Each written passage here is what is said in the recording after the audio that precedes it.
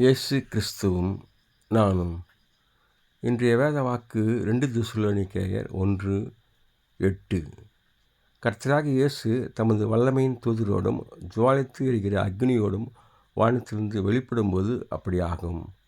அன்பான சகோதர சகோதரிகளே, தெசலோனிக்கா சபைக்கு பவுல் அப்போஸ்தலன் ஆண்டவருடைய வருகை குறித்து எழுதுகின்றார். அவர் வரும்போது என்ன செய்வார் என்று சொல்லப்பட்டிருக்கிறது.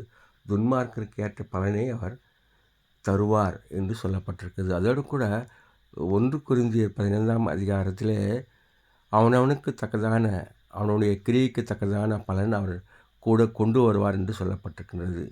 1 தெசலோனிக்கேயர் 4ஆம் அதிகாரத்திலே அவர் வரும்போது கிறிஸ்துவுக்குள் மரித்தவர்கள் முதலாவது எழுந்திருப்பார்கள், பின்பு உயிரோடு நாம் அவர் எதிர்கொண்டு போக மறுரூபமாகுவோம் என்று சொல்லப்பட்டிருக்கின்றது. அதனால் ஆண்டவருடைய வருகை நிச்சயம். அதற்காக நாம் ஆயத்தப்படுவோம், அநேகரை ஆயத்தப்படுத்துவோம், அவர்களுக்கு காவலாக இருப்போம். Have a blessed day. God bless you. Take care. Be safe. Give heart to God and to man. Please subscribe, like and share it. Thanks for watching.